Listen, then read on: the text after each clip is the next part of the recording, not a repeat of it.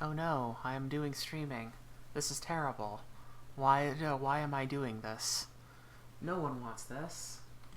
I'm gonna do it anyways because I don't care. I'm too tired. Let me just post this. Not sure if anyone's even gonna pay attention, but it doesn't matter. A little printer work.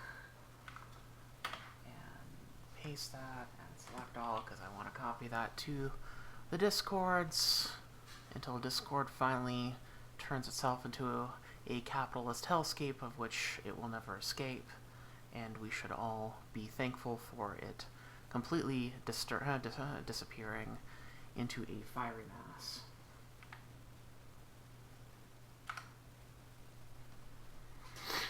Anyways, so, streaming.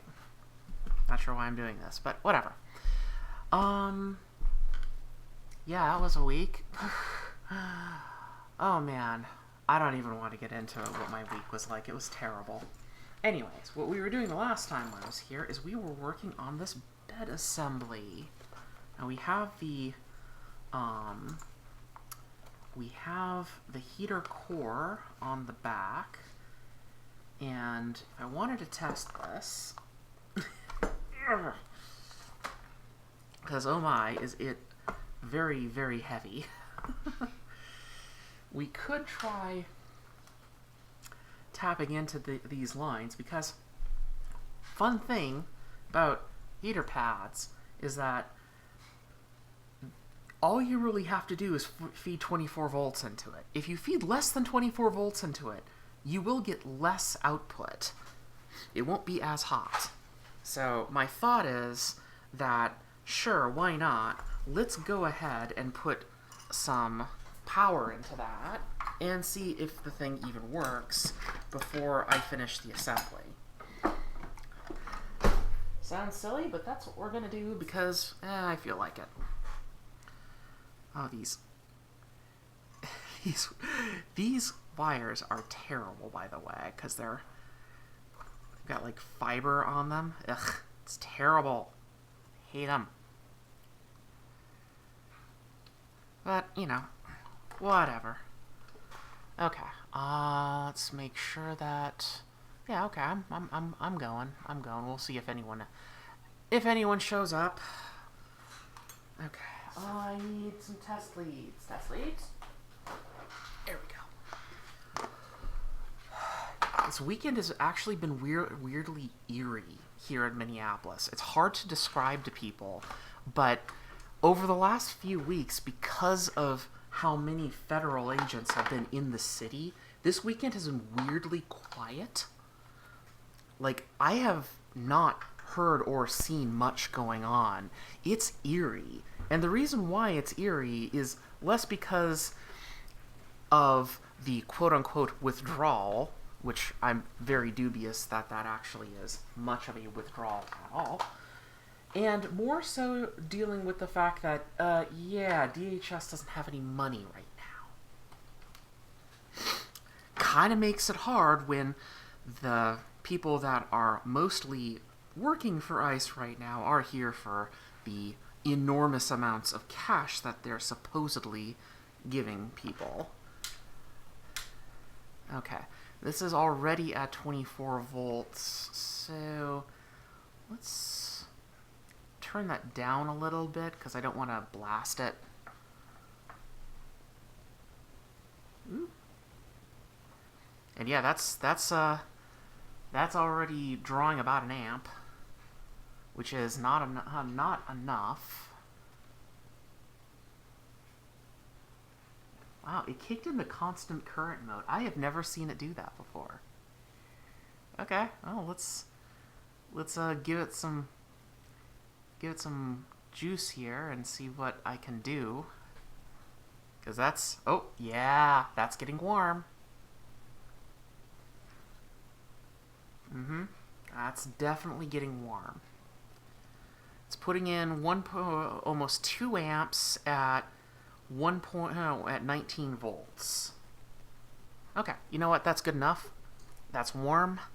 warm is all I wanted it to be. I did not want to actually test it to heat. I just wanted to see, does it work at all? And it does. So we don't need to worry about it anymore. So the next thing is, do I want to put on this? This is heater cotton. It's actually basically just Gore-Tex, but on one side is this reflective film. The idea here is you don't want the heat to just go all over. You want it to go, crud. You want it to go from the front of the bed. This is upside down. You want to go from the front of the bed up into the part, not down. Now, of course, heat rises, but the thing is, you're still getting thermal losses. Like, I was able to put my fingers behind this and you actually feel it.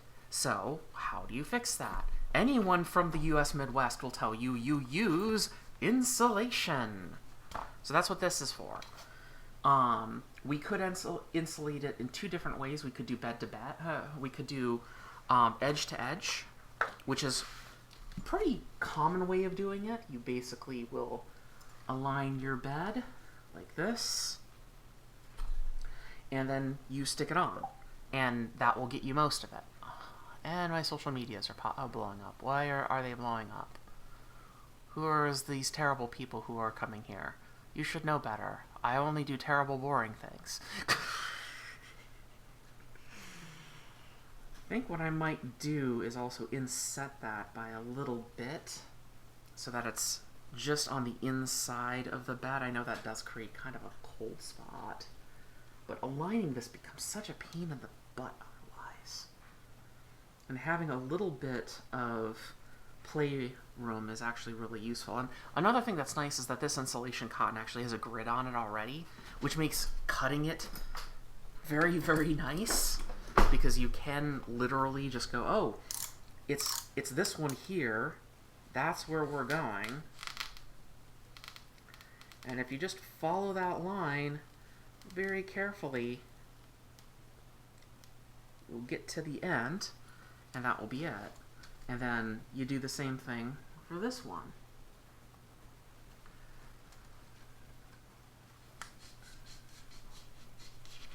I can't see that from that angle. We're going to try that a different way.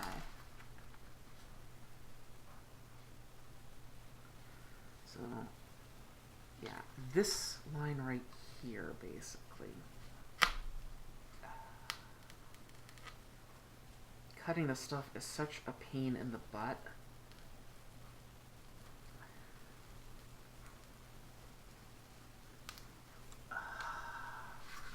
There we go. Okay.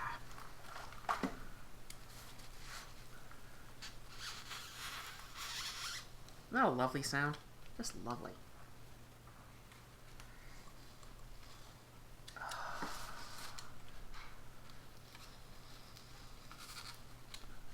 There we go.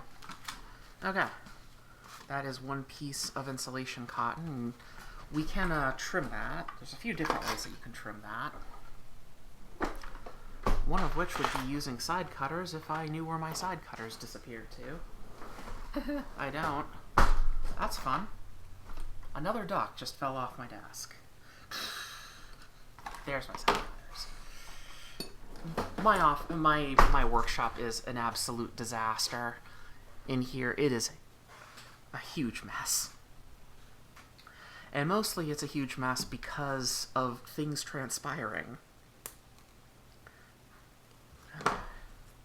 There we go. Okay. So, we don't need this piece of insulation cotton anymore. We just need this piece. And now we need to... Are you... Strong magnets indeed. Woo. Okay. Now we just need to start dealing with the springs. And that one is basically on center.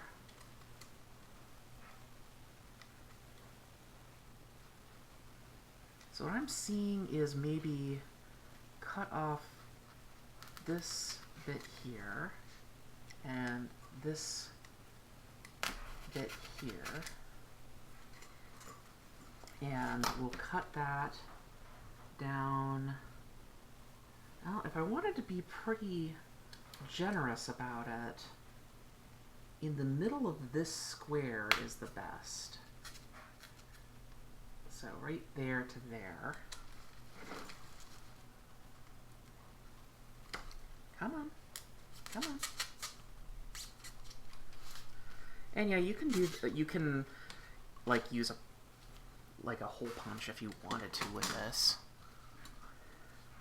But it's a little bit nicer to just use one of these knives. Plus you get to pretend that you are in Neon Genesis Evangelion. People will know, long-time nerds will know exactly what I'm talking about. Ah, that one tore. That's not a big deal if they tear a little bit.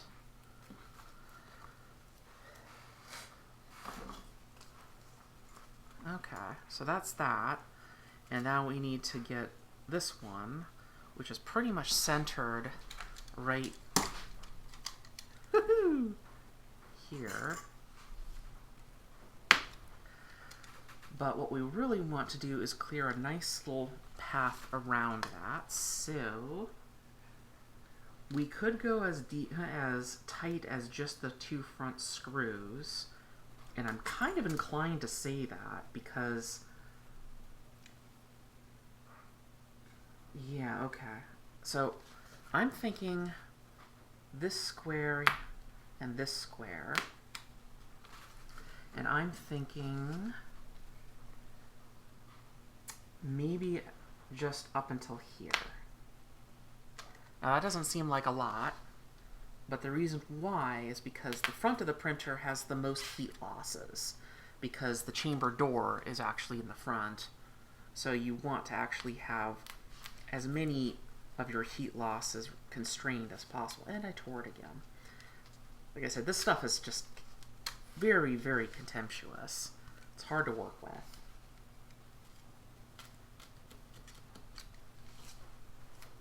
There we go. So I could have used a scissors there instead of a knife. Doesn't make much difference how you do it. Just clean it up a little bit.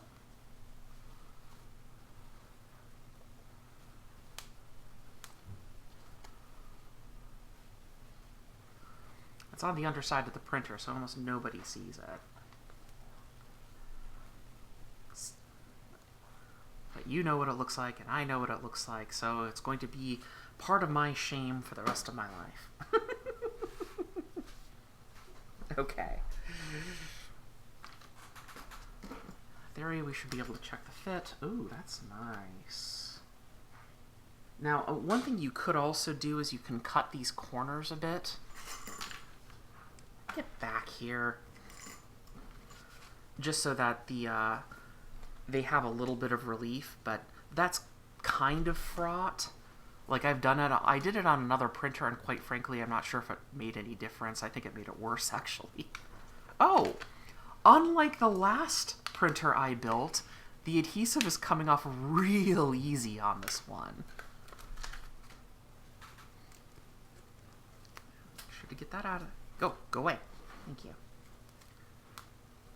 Okay, I'm going to stand up for this one so I can get a good overhead. I want that to be fairly well centered and not protrude out the front too much before I press it down very gently.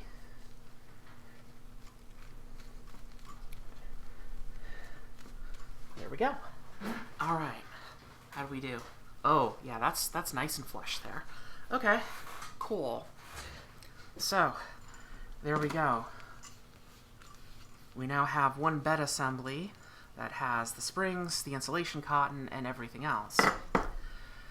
And you think we'd be safe now, but we're not. Because the most scary thing that we're going to do to this whole assembly is coming up next. Which is, we actually have to cut this line. We're not using a full umbilical on this. This does not go all the way to the MCU in the printer.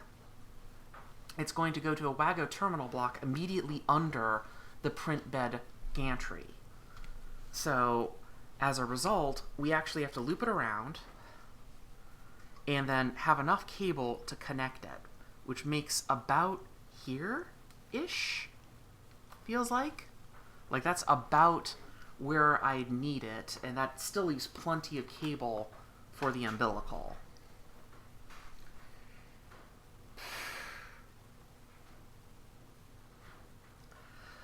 Before I commit to that, let's actually connect that. So let's, first of all, get rid of the power supply leads because they're just in our way now. Don't need them.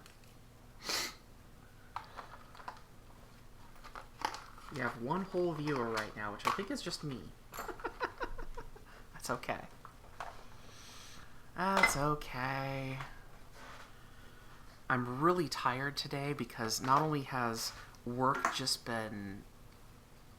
I don't want to talk about it lately. But yesterday I also had to kind of reorganize my my own bedroom. I'd actually had to move my bed. I moved the mattress that was on my bed to the spare room that we're currently not using by anybody. Is not being used by anybody. And then after we moved that, we had to take the other mattress downstairs, and then I had to assemble the new bed frame of the new mattress. In other words, I'm very tired. Alright, now, the Wago terminal block is actually under here. Someone just pinged me. Who's pinging me?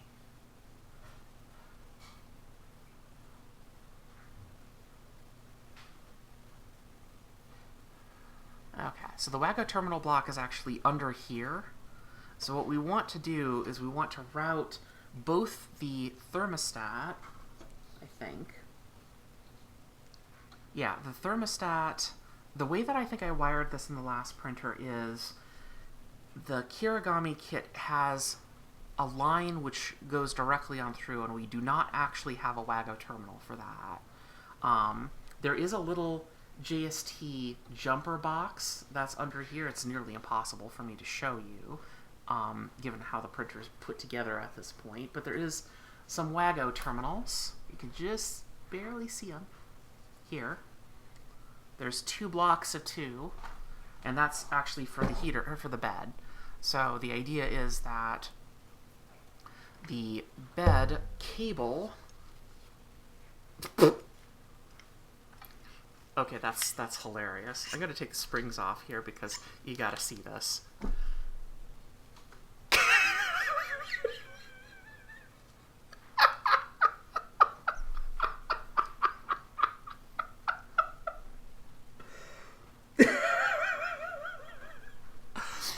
Why, yes, West 3D, you were correct. There is powerful magnetism on this board.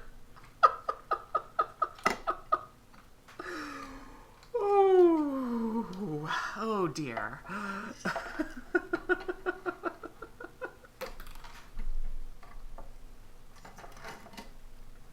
Uh-oh. No. No. No. No. No.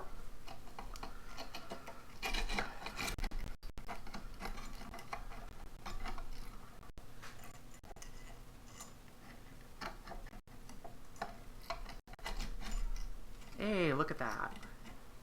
And you might be wondering, but Tess, that's sitting crooked. And the answer is yes. Yes, it is sitting crooked. Because the cable is kind of stuck. I didn't feed this all the way through. That was my mistake. Let's do that. Come on. Don't do that to me, man.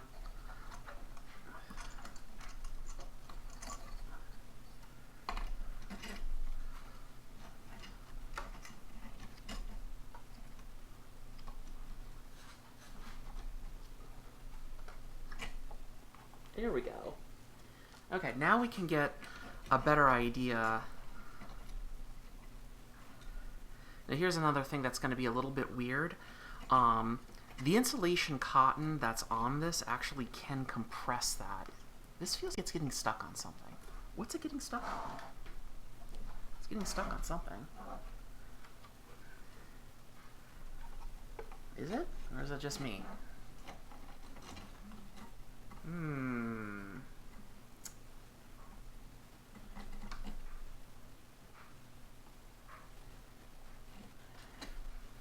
That's interesting. So, the little bump in the middle of this is actually pressing up against the WAGO terminal and creating a little bit of interference. It's not that big of a deal because, you know, the insulation cotton is actually compressible to some extent.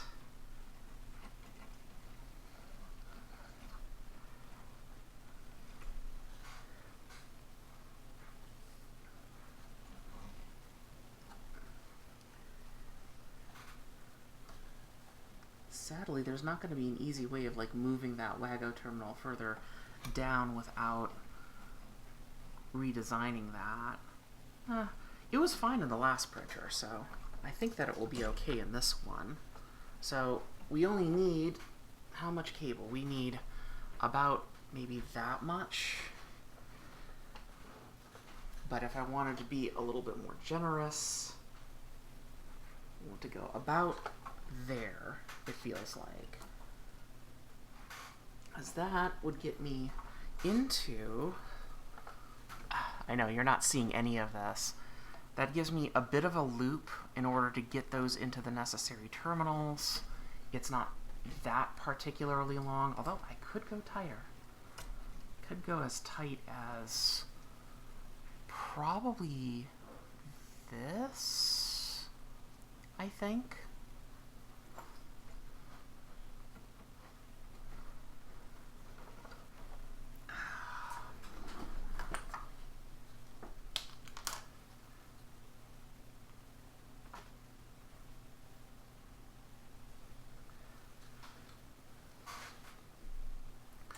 Okay, I'm hoping that's going to be enough. Let's go ahead and take that bed out. So a little bit of a worry about the insulation cotton fouling on that, because you can kind of see it in here that it's hitting the bottom of the WAGO terminals because there's a bump in the middle of it. That's causing a lot of additional pressure on the back. I think that will be okay because I can see, I think that would still cause problems no matter what. Another idea is that I could actually cut some of the insulation cotton out of it, but I really don't want to do that. I feel like that will probably be fine. Let's hope. Okay. Take the bed out of the printer, flip it around so we don't lose and remove it. And then we can remove the printer. And don't drop it because that will be everybody's bad day. And this is how much I got to for a maximum length. And I'm thinking I'm going to make that a little bit longer because I'll probably fuck this up.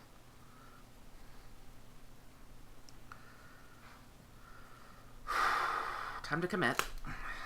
There we go. I committed.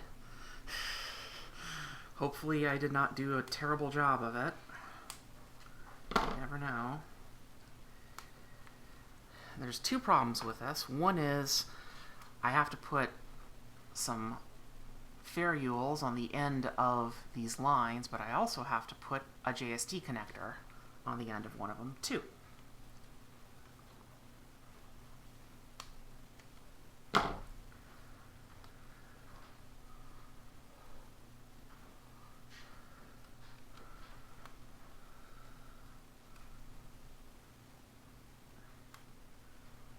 How far do I want to get those? I think that I do want to cut that all the way down to here. And trying to be very careful to only trim the insulation bit around it. This heater is really weird because this heater has an integrated thermal fuse in it. That makes me a little nervous about it. Okay.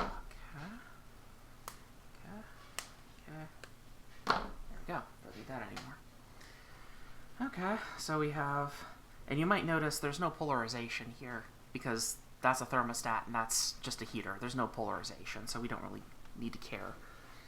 Variables. Variables are easy because those ones don't require nearly as much arguing. Which variable did I use for these? Probably a yellow or a white one? Where's the other cable?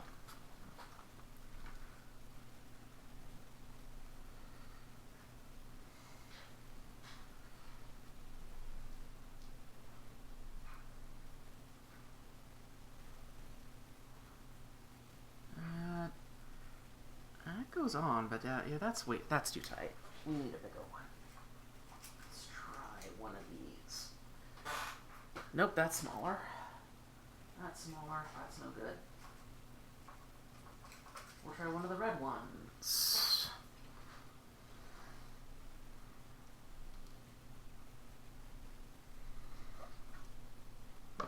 No sense in not using a bigger ferrule for the thing that is the most high current connector in the entire printer. And yeah, that should work just fine. Okay, so now what we'd like to do is only match the amount of wire taken off that's about as long as that ferrule. Which isn't particularly long, but long enough.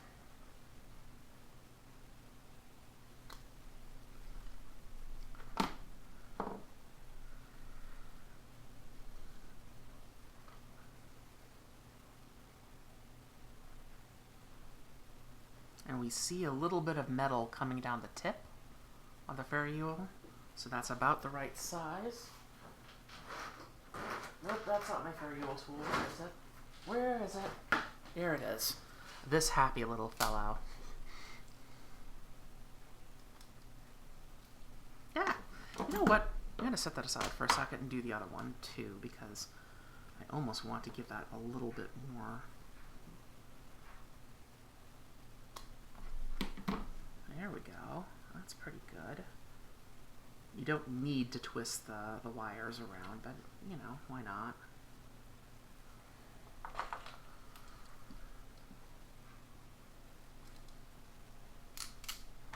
There we go. Grab another red one.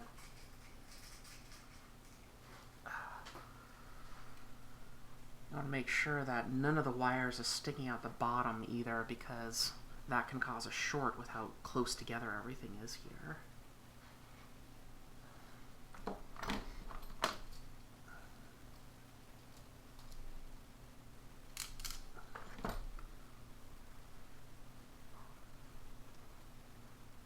Now the real fun part is, even after doing all of this nonsense, we still can't actually put this into the printer yet.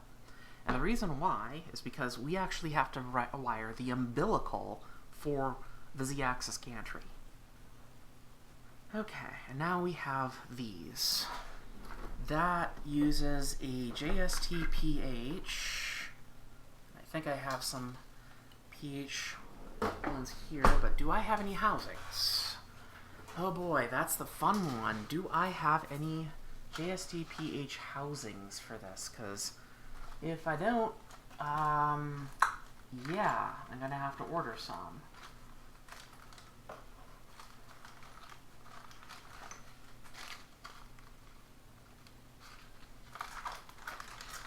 On this messy experience that we call a workbench.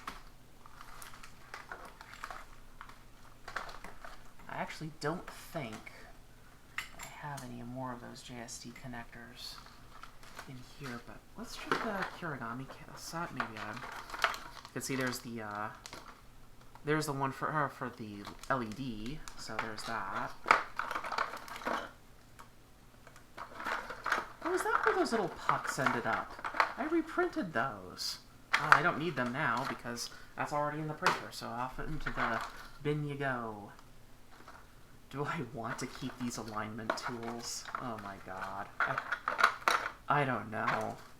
I might want to because I might need to like completely rebuild the printer in the future. I don't know. Okay, so no JST connectors in any of those. So let's go scavenging. Do I have any just hanging out here? We have a spare heater core.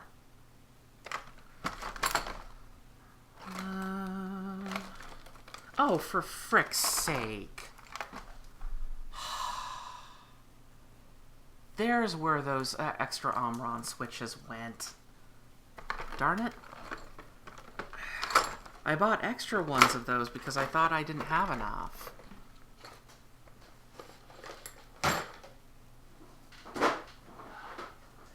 Yes, I know, I'm complaining about something that costs, like, literally cents. There's not going to be any JST connectors in that box. Or that one, or that one. What about that one? This one has lots of weird parts in it. Okay, well, I see something that has a housing on it that we could probably steal it from. If I wanted to bother repinning it, I'd like to see if I could find where the rest of those JST connectors went. Nope. Nope. None of those, none of that. Nope.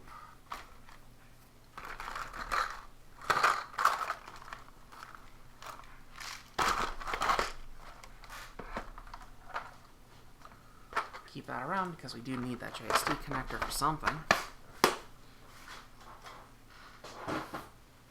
What about you? We have, aha!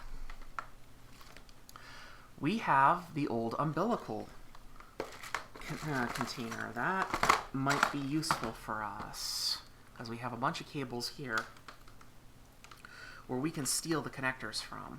Lots of them, too. So that would be nice.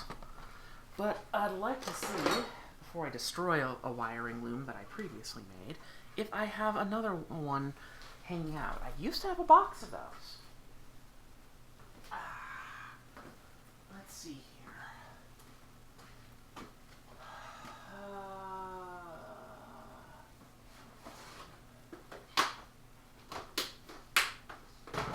Nope. Those are DuPont connectors. Nope. That.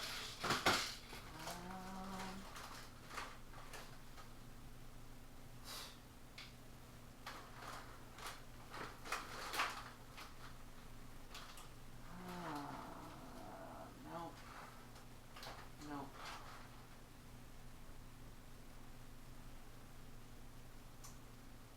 Well, the good news is I think I found the box. The bad news is it is nearly completely out of extra housings. Bag of threes, bag of twos, okay. So we might not have many of those housings left, which might mean I'm going to have to do lots of scavenging. Okay. Cool beans.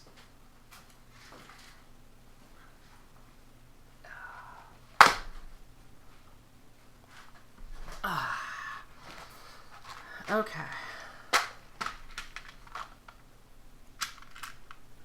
Now, there's not many of those housings in here. In fact, I only really see one. Yep, that's literally it. Only one. Okay. We're going to be doing lots of scavenging in this project, then. That's going to be fun. Okay, let's just make sure that's the correct connector size, too. Yeah, yep, that's right. Okay. And then we have to start putting these on, and these are a pain in the butt, too. And it's also PTFE wire, so it makes stripping the wire even more fun.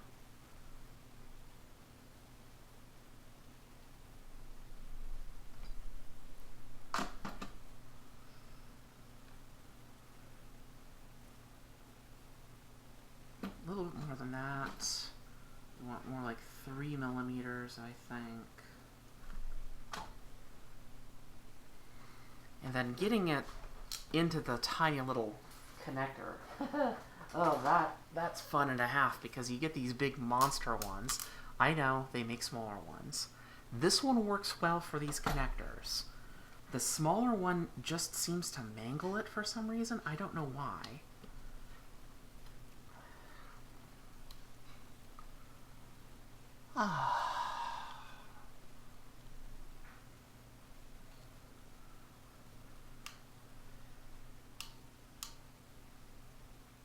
There you go. Press it until it grabs.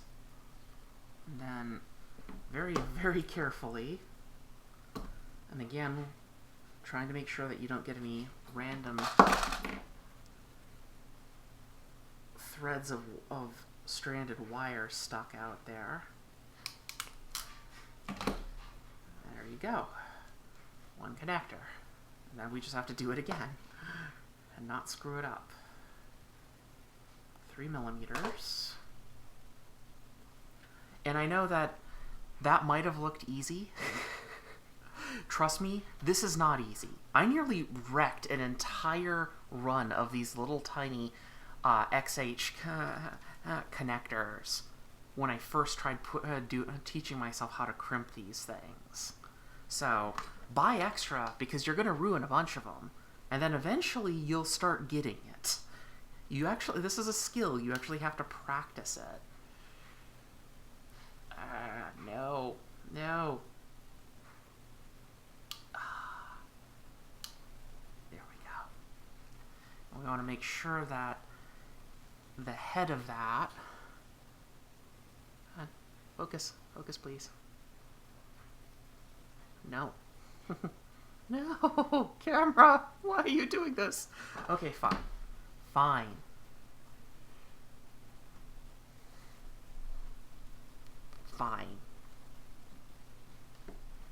So what you want to do is you want to make sure that the little head of that connector isn't going to get crushed by the jaws, because that would be very bad and would give you a very bad day. So you want to make sure that it is not doing that. Also, a bit of that jaw started to be rusted. Wow. Didn't expect that. I keep wondering if I should replace this microscope camera with one of them fancy ones that have a built-in screen and stuff, and use the HDMI capture card that I have connected to the streaming rig in order to capture the video instead. I don't know if that would be any faster. Okay, and then it's just... There's little blades, little barbs on the bottom of these. You can feel them. And those go into little holes inside of the connector. So you want to make sure that those are there, and you just press them in. And I put them in backwards the first thing I do. There we go. You give it a little tug just on the cable, make sure that it's there. Don't wail on it, just give it a nice little tug. Just to let it know that it's there. And there we go.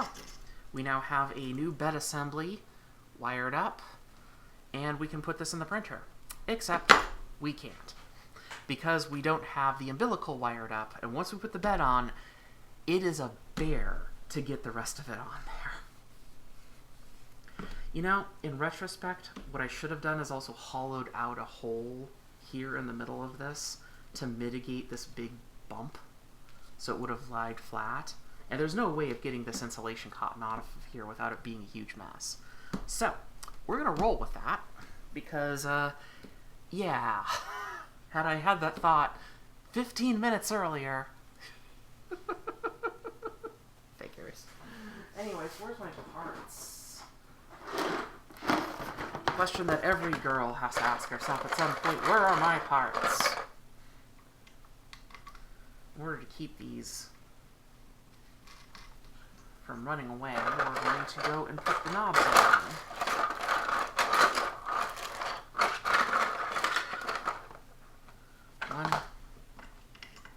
These are another modded part, because the original knobs are just these little tiny things, and you don't really get a lot of grip with them.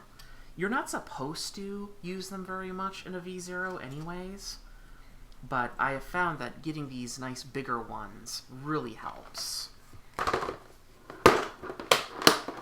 Okay, there's that. This keeps the bed assembly looking relatively nice, and if we want to make sure that the bed plate doesn't go anywhere, it doesn't get scratched up on this bench, we just slap it down. There you go. Here's another thing that's weird about this. This is the build plate that West 3D recommended to go with this particular block, and it actually is smaller. It's weird. Why is it like that? I don't get it. But okay, sure, whatever, West 3D. Okay, so there's our bed assembly. We don't need to really worry about that until we get the umbilical wired up. So, that should go back in the box with all the other fun toys. Okay. Now, since I do have this connector out, and I actually have... Do I have another wire somewhere that I can borrow? That one... This one has a Molex connector on the end of it. That's not going to be useful to me. This one is a pigtail, which, oh my goodness, it just goes all over the place. Here's a fun thing. What we need now is, in the rear foot of the printer, is a small, is actually a filament runout sensor. But, and it's actually in this foot right here.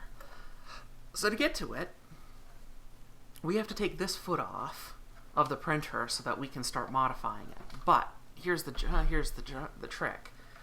This is going to have a switch that comes from here and goes all the way up to somewhere on this board.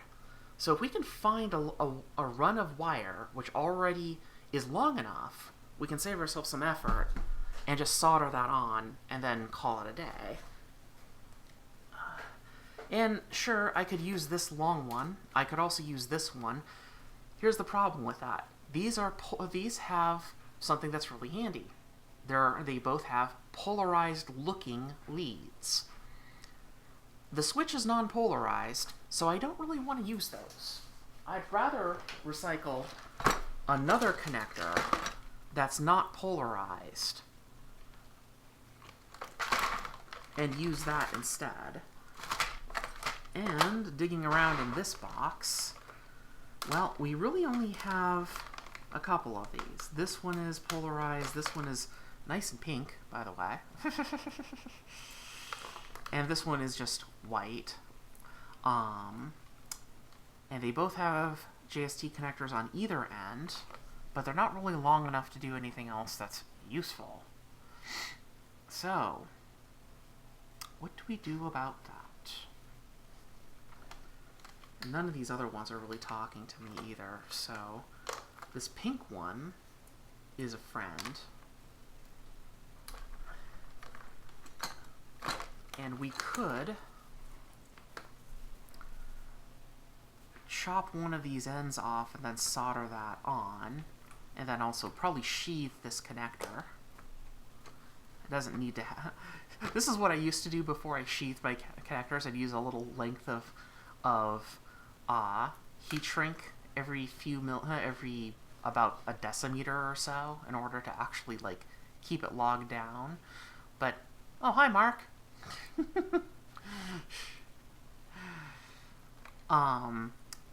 Yeah, okay, let's use the pink one. The pink one is a friend.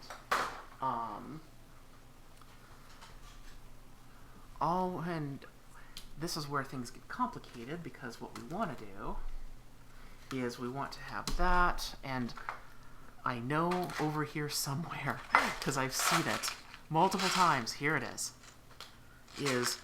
a teeny tiny itty bitty little bearing. And it's this bearing that we need in order to make that next switch. So that's what we're going to use. first, we need to actually remove the printer, the foot from the printer, so we can work on it. Because I want to make sure that the size is correct. So let's look at the Voron manual and see where on the board that runout sensor is supposed to connect to. Now here's the fun part. I actually didn't use the runout sensor in my last build. It's connected, it's set up, and I can turn it on in software if I wanted to. But I haven't, because I found out that this runout sensor doesn't necessarily like the, oh, that's interesting. Oh, that's going to change things for us. Oh no. Okay, so the runout sensor is actually on this one. And this connector, I know you can barely see it, is actually 3 pins. But we're only using these 2 that are on the top of the printer. So it needs a 3 connector, not a 2. Okay, that actually opens up a lot of opportunities for us, because now we don't need to recycle this line, and it can go back in the box so that it can become something else later. Okay, in that case, I'm not going to be too worried about it. We need generally a hand span or so of wire in order to get there. Of course, this means I have to go and find where I put all my wire on this disaster that I call a bench. Someday I should run a marathon where I don't actually build anything all day, but I just clean my bench. I don't think anyone will watch that, though. Okay, this... You know what I can do is this dead board. So here's the problem. Can I get these up? Yeah, I can. Okay, so there might be something I can recycle on this. So let's just take these 2, toss them in the recycling box, because we might be able to use them in the future. And all of this stuff too. There's another on-on switch. Okay, and now I need wire. And it doesn't matter really what color it is, but let's see here. That is sheathing, so not that one. That's wire. Wire. And we also have some stranded core silicone 30 gauge wire here. Toss that in.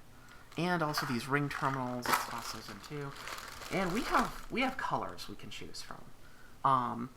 This is going to be low to no current, and it doesn't have to be heat resistant. So the best kind of wire to use for that is probably going to be silicone. We have plenty of PTFE, but it's stiff as hell, and I don't really want to use it. And I have some some Teflon wire too, and I don't want to use that either. Okay, this is a filament runout sensor, and we don't really... The first color I think of is white. I don't know why. It's not a color. Okay, and we're going to do some solderings. We're going to use our happy little OmniFixo jig. Come on. I actually don't need more than one of these, or maybe 2 of them, because the fact is that once we actually have this... I can move that out of the way. Where do you go? There. Go live over there for now. Once we have the switch on here, and here's the fun part. Once we get the switch... And yeah, I do have extra switches. I don't actually need them for anything in this printer because the X and the Y are sensorless, and I believe I've already wired up the Z-axis sensor. I hope I wired up the Z-axis sensor. Yes, I see it right there. And I see the cable poking out of it. There's a Molex connector on that. That's fun. Okay. So here's another fun thing. We actually don't need a lever. This lever is useless to us. So we can just take that out. There we go.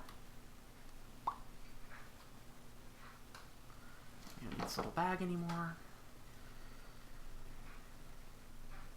And let's see here, get that relatively constrained somehow, like so. That'll do, I think. Okay, and we need just, next question is,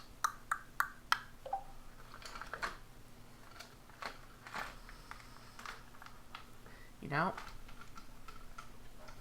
do I want to use the Hako for this? Probably should. It's just that every time I've used it, it has been a pain. And the other problem is, I don't think I have a USB-C to USB-C cable down here.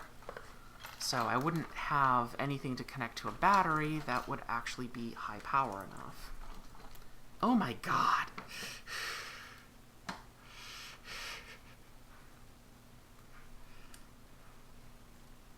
Oh, this is yeah, this is also just a power only line. I'm half tempted to just toss that to get rid of it because it's useless to me. Yeah, I don't have a USB-C to USB-C line, so I don't think I can use the Pinesil, which means I think I have to use the Hako. Which sucks because the Hako has been a pain in the butt forever since I've gotten it, because I just can't seem to get it to be hot enough or consistent enough with almost any tip that I use with this thing. It's so frustrating.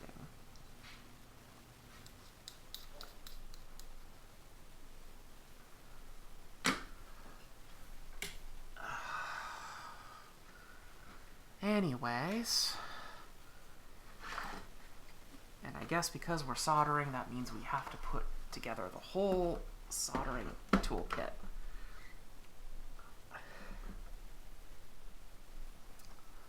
And I switch my scene around. Oh, I also need to figure out where it's wired, because I think that it's wired on the no contact side. That's going to be way up in the Voron manual too, I think. Nope, I'm wrong. That's going to be... Where is that? This is for the filament runout sensor, so it's going to be wherever the...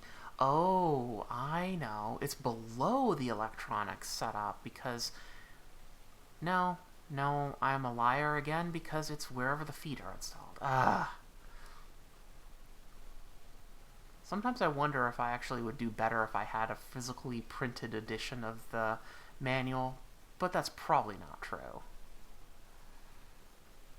Okay, that is all motion system. I think that the feet are actually earlier. That's the gantry. Okay, here we go. Oh, no, I'm wrong. You want one pin and another pin, so... You want these two. You can't see what I'm doing.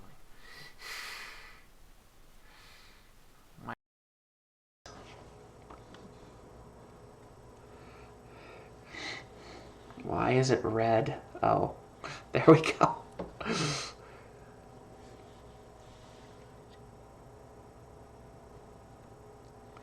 So what you really want is you want this pin and this pin. Not the outside, because I believe we want this as a normally open state. Yeah, that makes sense. Instead of a normally closed state. Okay. Oh, that's what they said to do, so that's what we're going to do.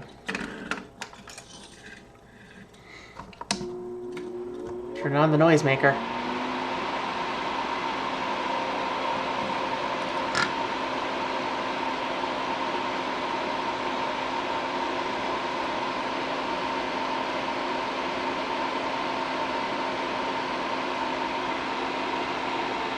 Well, that should be good enough for now. Okay. Oh, I actually will need those other little feet. And you might be wondering, why would I need them? Well, because I need them to hold the wire. Thank you. Ah.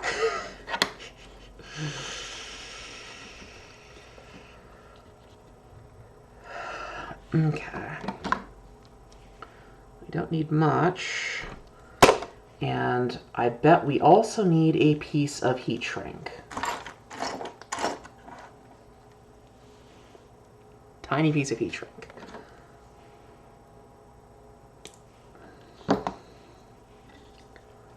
Tonight's Monstrodon is 4D Man. I am looking forward to that because it sounds absolutely bonkers.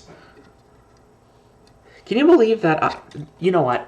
I'm not going to ask, can you believe? Because honestly, you know me. You know the kind of terrible movies I love. Yes, I was watching the prequel trilogy earlier. Why was I doing that? I don't know.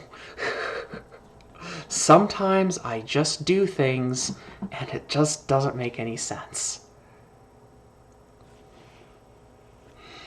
But yes, I was watching the prequel trilogy for some reason, and seriously, what was half of that film seems to have the problem of that Lucas was more concerned about making movies for his kids to enjoy than to actually make films that are going to be generally interesting for adults to enjoy. I forgot the stink sucker. That's what we're going to call it now, the stink sucker.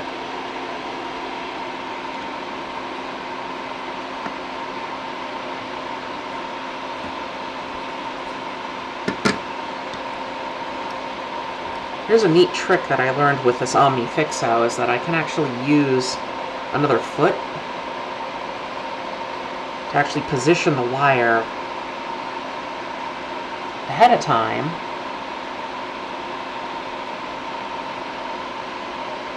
Don't do this to me, man.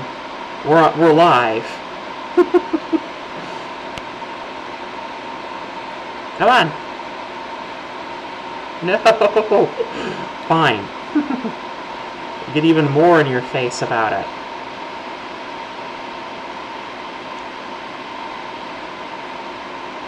There we go. And then it should just be a matter of touching off both of those.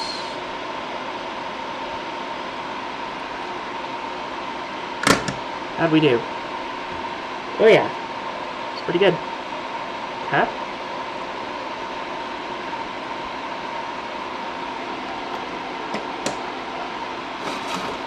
Oh dear.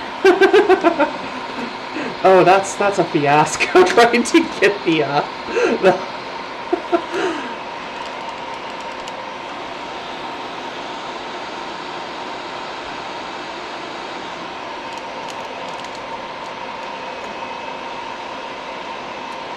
If anyone has one of those circular deflectors for the heat gun, I'd be appreciative. Okay, so we need a hand span, is what we said. So let's do about here.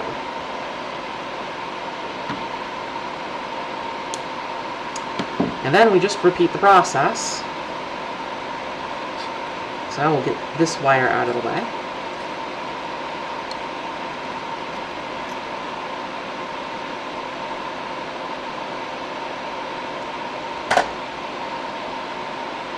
The prequels do have their moments. That's the weird thing about it. Like, some of them are some of the sequences are actually kind of cool. It's the Clerks animated joke. Like, I don't know if you remember, there was a Clerks animated series way back in the day. It lasted like only like barely one season, and it was only direct to video. But they actually made fun of the prequel series where they put Lucas on trial, and accused him of wasting everybody's money.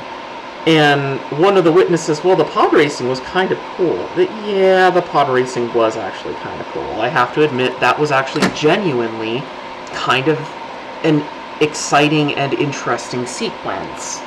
But only in the fact that things are very fast and go boom. Now, for the second movie, Attack of the Clones, I really like that film for 2 moments. And this is the problem with it, is I like it for moments, not for the whole film, because the whole film is trash. But the seismic charge sequence, I love that as an effect. The moment that everything goes completely silent before it explodes is actually one bit of aesthetics that I loved about that film.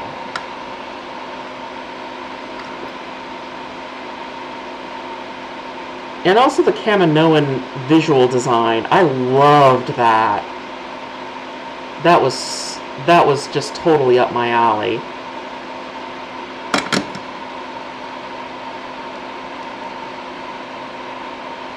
There we go.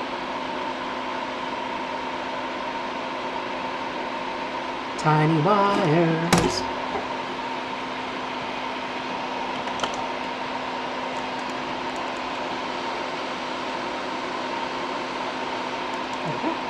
That should do. Okay, we just need to match it for clipping.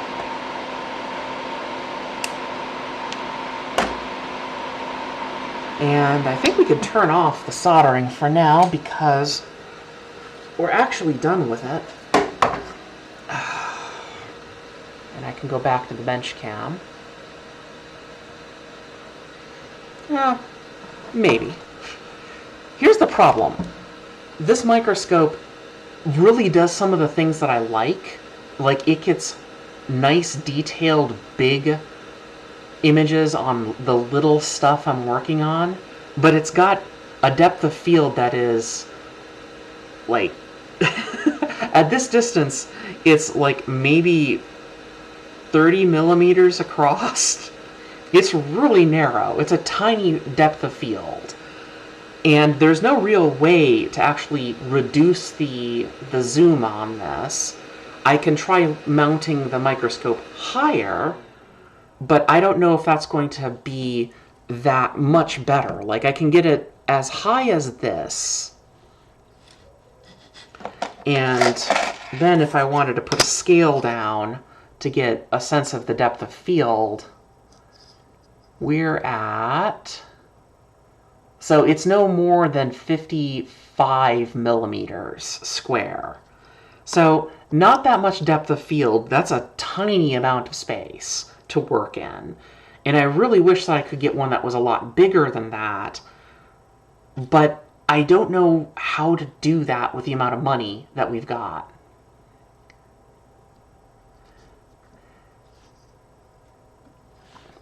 Oh yeah, that too. That was the battle at the end of the Clone Wars. That was actually kind of nice. There's actually a genuine bit of interesting mystery there. And if only the antagonist wasn't so poorly, stupidly named, would it actually have the necessary emotional impact? But unfortunately, they were named what they were named, and it's stupid. Green Day chose that name particularly well. You shouldn't have used it for your villain.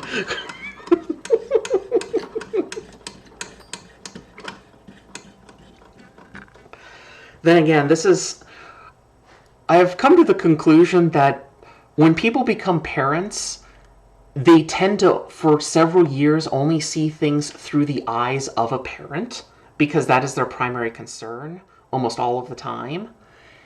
And I have a feeling that actually colors creative decisions for some people. And in Lucas's case, it was not good. All right, let's go back to the bench cam so that we are showing as ridiculous of a scene. Yeah, this is... I'm still frustrated with my camera setup. Like, okay, this camera, it's not bad, but I can't really control the focus very well. There's no ability for me to manually focus it. And the autofocus is, well, you've seen how frustrating it is. Okay. So I don't know. I keep wondering if maybe I spend the money on a nicer microscope camera that I'll actually get some better photography work out of this. But it also comes back to, do I really want to spend the time and money and energy on that when I haven't posted to my blog for a while, and I can feel the part of me that loves doing writing just dying inside. It's frustrating. Okay, so not this one. It's actually this one. On this end. Just gonna make it really fun for me to get there if I wanted to get it on camera. And oh yeah, and there's a screw here. So I think I actually have to take out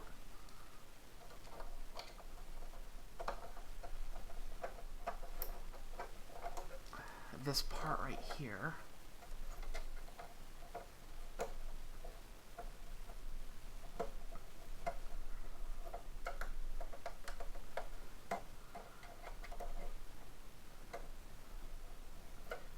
I don't always watch crap, at least. I did watch some Twilight Zone last night.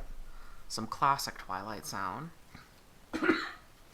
And it was the episode The Masks from season 5. That's a good episode, but you can tell that when Serling wrote it, he was angry. He was just pissed off at the whole world at that moment. Apparently, and I don't know how true this is, but apparently Sterling really did not want to keep Field of View. Thank you. I am confusing that with Field of View. Okay. It still has 3 feet, so it still makes a tripod, which is good enough for me and the BBC. Okay. So you can see that there's a little slot here, and there's a hole, a really tiny hole, here, and a bump. And that's where the switch goes, and that's where the bearing goes. So here's our bearing. Can finally get this bearing off my desk. You just drop it in there, like literally that is where it goes. And then you take the switch. No, stay. And you mount it over it, and that's it. That's the whole thing. Oh, you know, I just realized, because this contact is open, let's cover that. So this is a weird little trick that I thought of a while ago, and it's not really a trick. You take a piece of heat shrink tubing that's overlong, and then you just heat it right over it.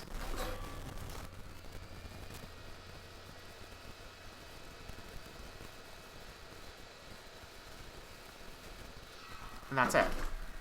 And why? Well, it insulates it, but now you have something you can grab it from later and just yank it off if you need to. And that lets people know that it's kind of intentionally disconnected without leaving the terminal just kind of there and open to the elements. And the bearing decided to come out. No bearing, I'm sorry. This is 2026. Nobody's coming out anymore. Alright, we need a tiny self-tapping screw. And it just so happens to be that I have several tiny self-tapping screws.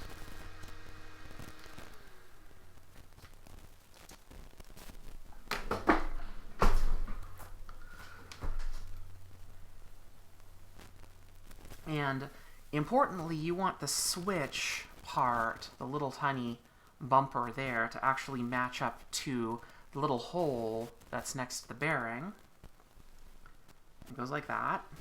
And then you just put in one, and only one, little self-tapping screw.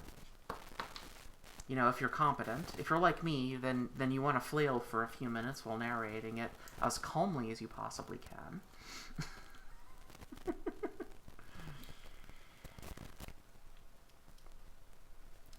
Aha, okay. I had this problem before. It goes in crooked, and the reason why it does that is because there's actually a small lip there.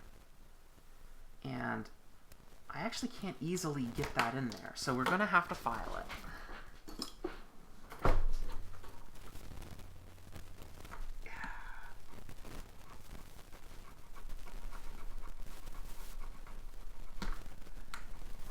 I had to do this the last time, too.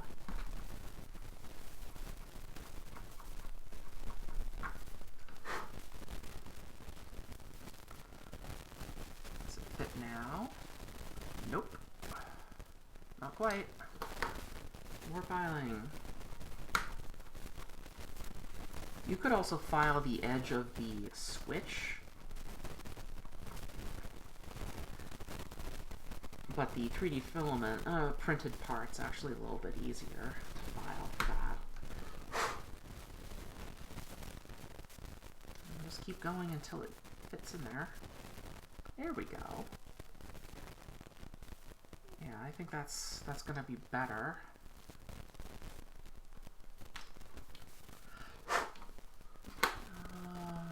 Sprayer.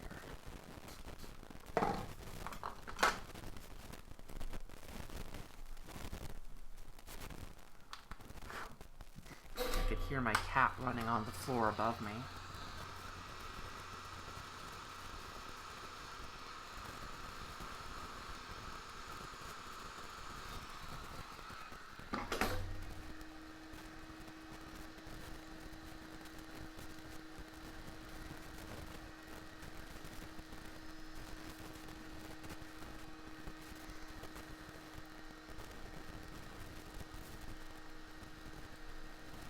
There we go. That fits.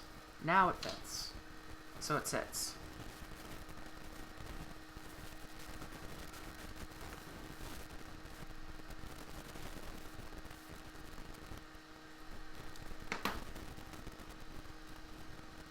Okay, there we go.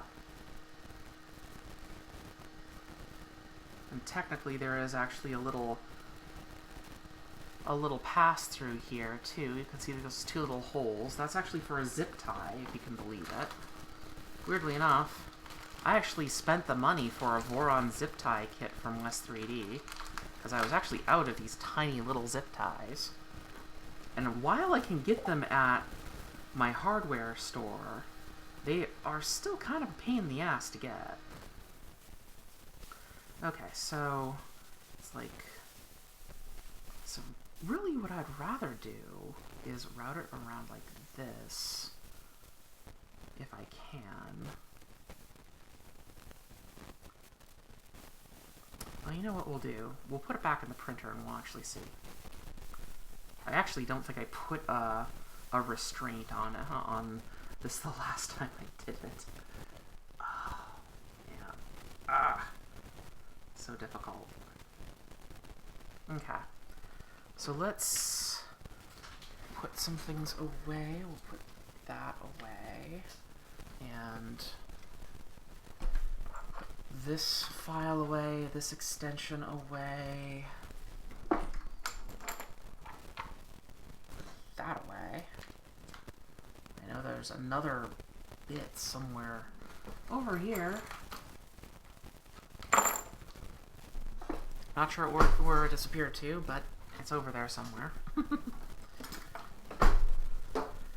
Actually, before we put that in the printer, I just realized we actually have to put the JSD connector on this side. Okay, and we don't have. Oh, we do have. We need a 3. That's right. Just so happens I have a 3 right here.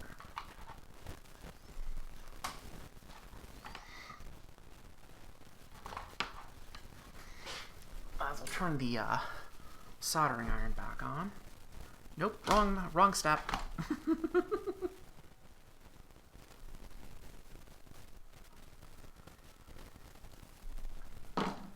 keep hearing good things about Starfleet Academy, and it makes me feel bad that I actually don't have a subscription to actually watch it yet. I'm like, okay, it's going to be on DVD, right? Please tell me it's going to be on DVD eventually so I could just buy it and not have to worry about a subscription. I mean, they released DVDs of Strange New Worlds and Lower Decks, so I'm assuming that CBS will release one for that too.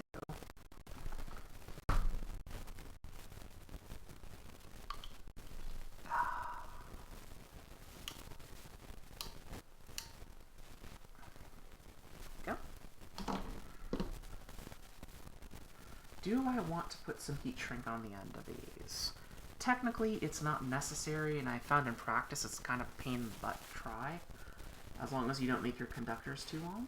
So, I kind of don't want to. Because really, you're supposed to crimp the end around the insulation, so you don't really want to do that.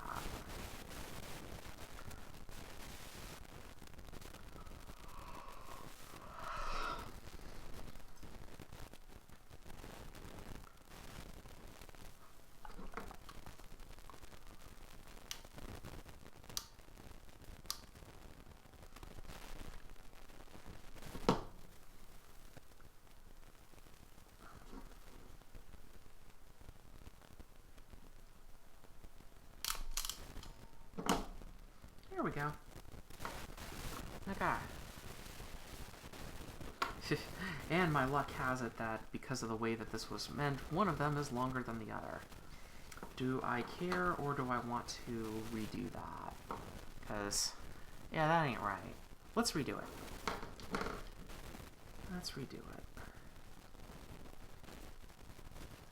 I actually have enough of those JST headers right now, so I should be okay to pop another one on there. Make that other side short, and I'll just make the line shorter and shorter until, you know, we have none left.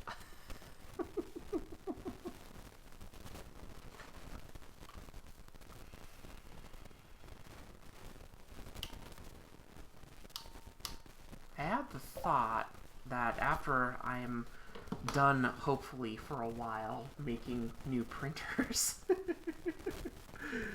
that I should probably try transitioning to making repair videos instead, because I actually have somebody's turntable in here that has a bad power switch that needs to be repaired, and it would be awfully nice to have that as a thing to do, because yeah, with the way things are right now here, I have a feeling that we're going to be needing more repair stuff going forward.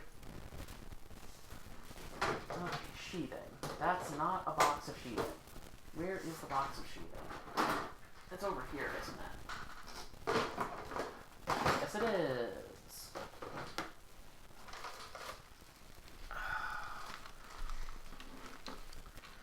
And I made the terrible mistake of putting it on before putting the sheeting on. Oh, wait. No. It's split sheathing. What do you know? I actually paid attention to my own follies at this point. Now,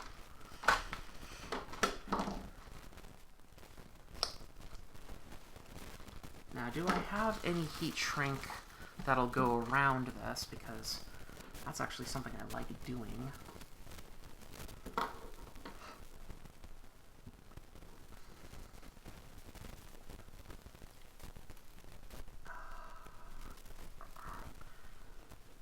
Come on. Come on.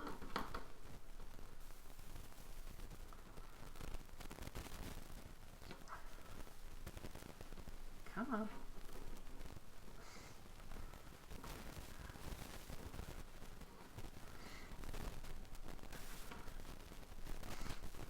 The split sheathing is always such a situation.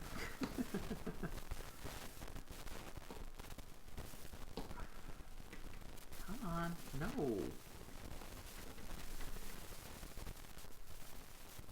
There we go.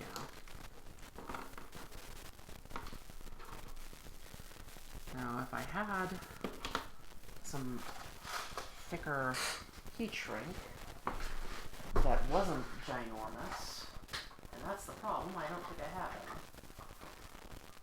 Well, this red stuff. I wonder if that will be good enough. Or if that's too small.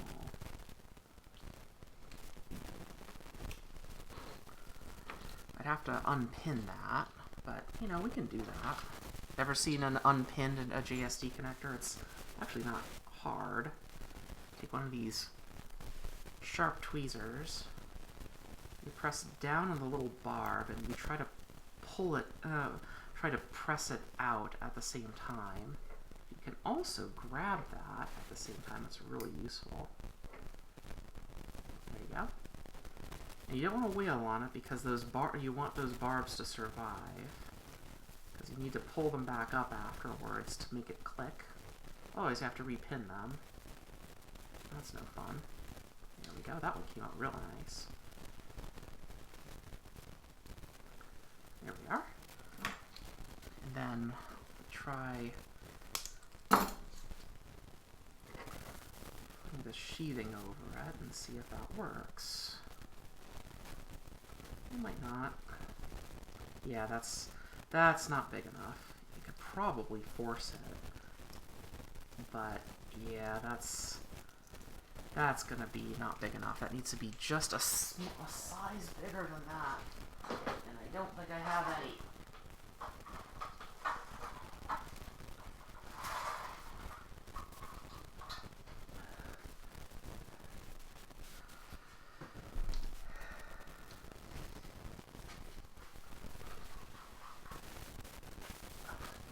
Yeah, that's actually smaller.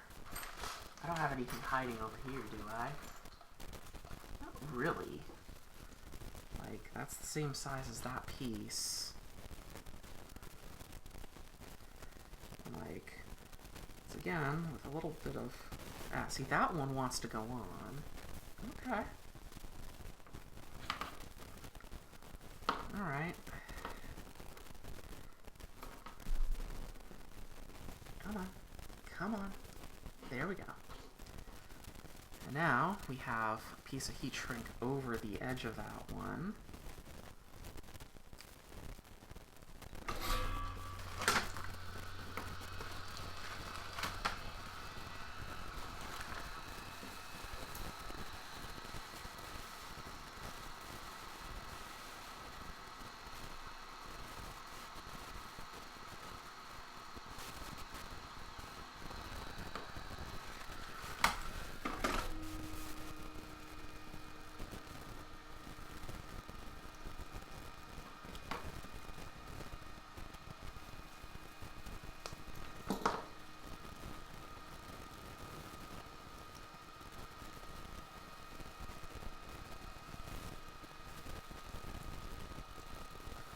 I swear that this one was a bigger piece. That's weird. Because that looks the same to me.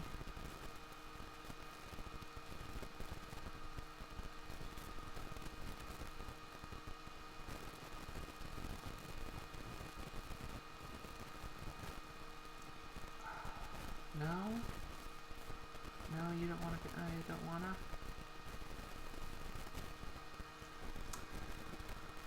Yeah, I don't think I have any other bigger pieces of heat shrink than that. That's something else I think I'm going to have to order.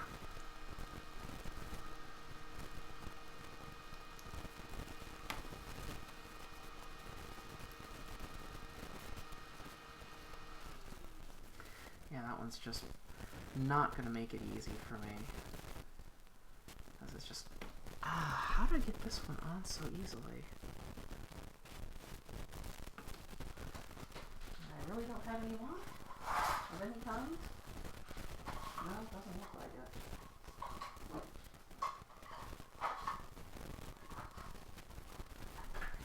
Yeah, I got these red pieces, which I think are actually smaller. No. No. They are about the same size.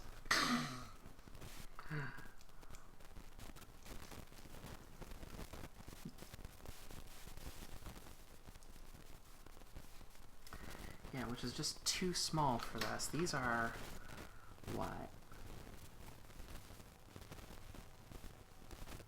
Looks like 8mm wide. So I'd need like 9 or 10. And I don't think I have anything that's that size anymore. So I was running pretty low on heat shrink before I started doing this. I don't know how I managed to get this one piece on there that was just long enough and just big enough to make it work. I can try cheating, but usually melting the ends of these is fraught. Usually it doesn't work very well, and the result is usually pretty crap.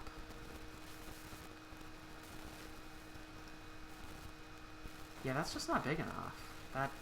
I need one that's slightly bigger than that. Okay, well, we'll see if I care later.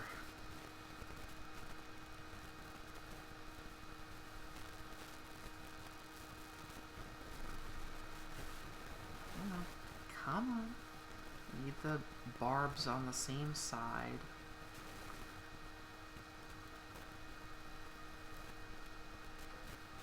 There we go. And that should be our sensor. Now, somewhere else also on this messy bench, maybe on this messy bench, I might have moved it by now, should have also been the little press fit flanges that go in there. I might have moved those. Did I put them in the drawer somewhere?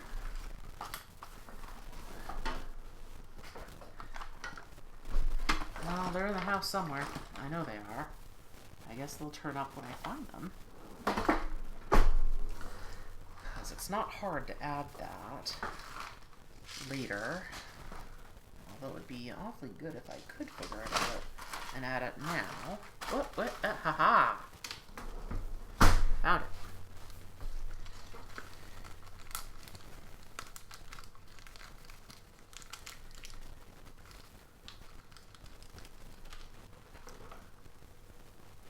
If I remember correctly, you remove that, and you just use this part here.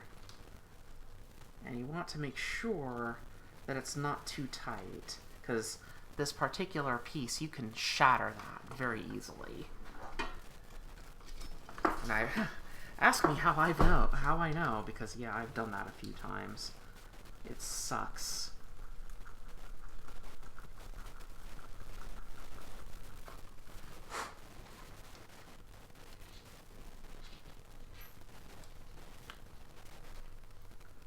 Almost.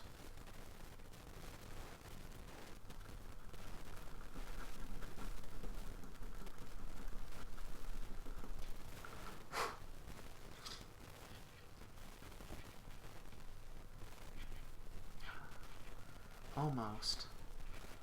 Feel it wanting to go in there.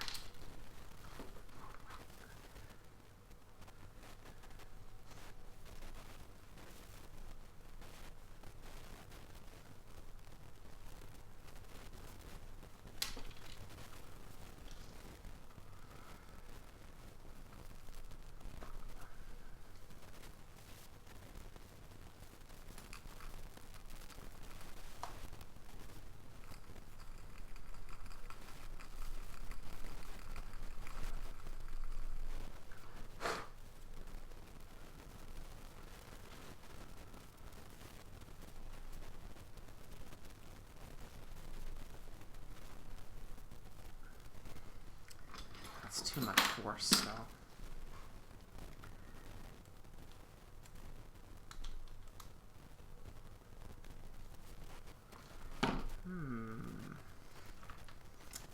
I might not be able to get it back out. Oh, there we go. Okay. Yeah, it's starting to feel about where it needs to be. It's getting there. We want it tight, but we don't want it impossible.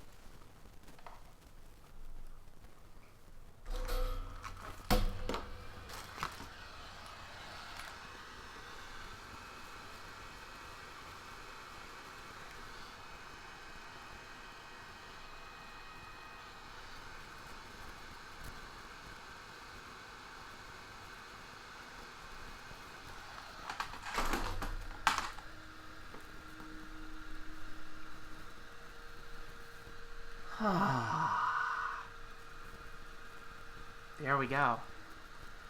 It's a little crooked, but... Oh, I think I felt it go all the way in. And we didn't break it. Okay, cool.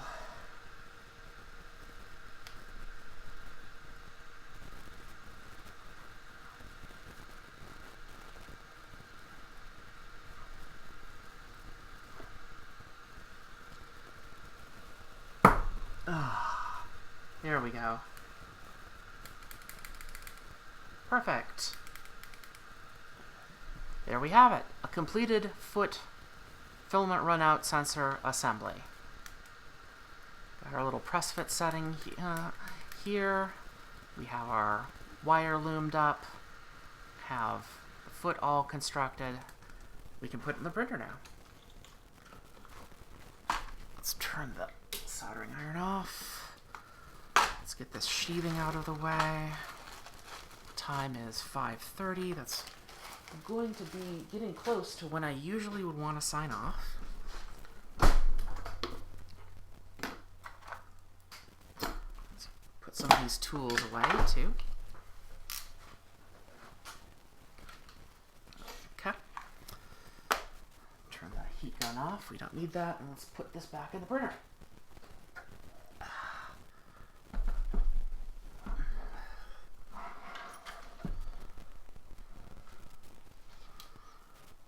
Alright.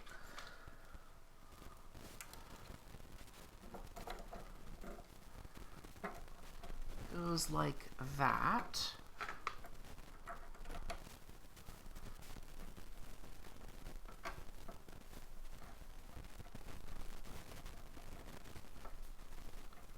You did catch, right? Yeah, you're tightening. Oh, there we go.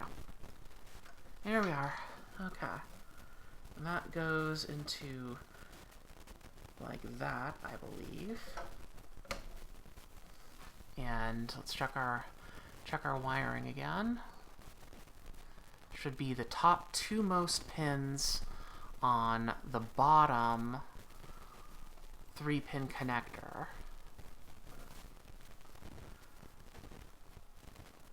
Come on, where are you?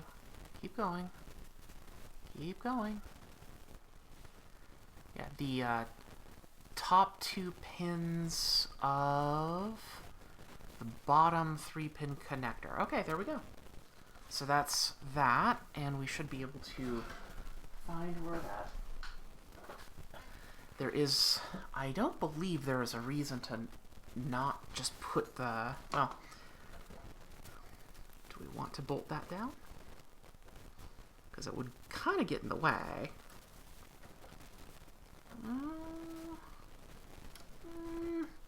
Let's try it. I mean, the worst that can happen is that I will cut that zip tie later.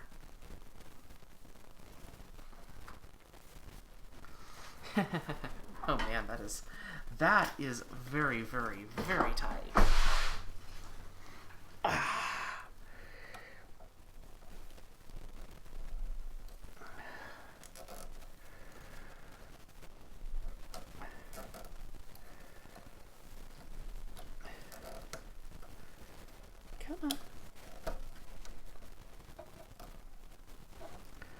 that should do. Okay, let's clip that off. Boop. Alright, there we go. One filament runout sensor. Put the this rear skirt back into place.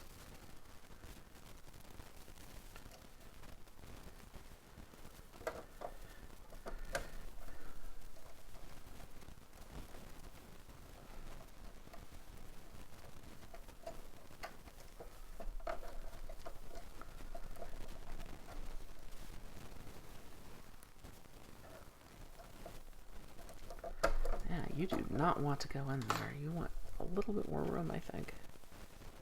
Okay, try that. There we go. Ah, much better. Okay. Tighten that back down again. Oh, another bit of brim that just came loose on that. That's fine. Still haven't put the AC power inlet in here. I do have some. Just haven't done it yet because I'd have to start wiring the AC, which is part of the whole wiring process. And that is a whole process indeed, because we have to wire power supply, which is already in there and mounted, the AC inlet to the rest of the power system. We need to decide if we want to use a boost buck converter in here. I don't think I will. The design doesn't really call for that, and the Pico actually has one built in. Let's get rid of this belt. This belt fragment is not helping us. Sorry, motor. Sorry. And we do actually, I did actually order new belts, so this belt fragment's not really necessary. It can probably go in the parts bin, because at some point I might need to replace just one side of this instead of both, because it might snap or something. And there we go. Okay, so what did we do today? We got the filament runout sensor in, and that's a start. We still have to shorten these cables and sheathe them, which is not a problem. We have to start the AC wiring. We still don't have it belted up, even though I have the belts. I don't really want to do that just yet. That's going to take a bit of effort. And then the bed assembly, we already set that aside, because what we have to really do next, if I'm not mistaken, is we have to work on the umbilical for the Z-axis. And I'm pretty sure I have the original umbilical line, or at least a fragment of it. And that should go like this, I think. And I think that might even be long enough. Yeah. In fact, I think that's too long. I think that needs one link less. Maybe. Maybe. Because you don't want the umbilical... No, that's exactly right. Yeah, that's exactly right. Okay, so we have this umbilical here. We'd have to run this fragment of umbilical through it first. And we also have to run the Kirigami lighting umbilical through it, too. And considering how thick this is, I wonder if there's enough space for me to fish the lines through that, so I can actually just reuse this outer sheath for everything, and not just the exterior. I'm also might just not use it, period, if it just is too annoying to thread through. I guess we could find out. Is it too annoying to thread through? The answer is, yeah, kinda. Yeah, oh, that is gonna be just miserable. Oh, man. Yeah, that's a no. That's way too stiff. Okay. So, we're not doing that. We'll get rid of this extra exterior sheathing. We may reuse it inside the printer somewhere, maybe. Or maybe I'll just toss it and be done with it. I should probably order some more 10mm heat shrink tubing, I think. I think that's the size that we'll need. So we'll need to work on this umbilical next. And then we can belt up the printer. And then once the umbilical is on here and the bed is on here and the printer is wired, that's basically all of the kinematics for the printer, and then we just start the wiring. That's it. That's how close we are. Like, we could probably see this printer start in a couple more sessions. Maybe. But for right now, it is time for me to go and turn into a pajama lump somewhere on the upstairs, possibly also host to my local quadrupedal parasite known as a cat. I'm pretty sure she would like to see me. So, that's what I'm going to do. Thank you all for joining me here, and bye!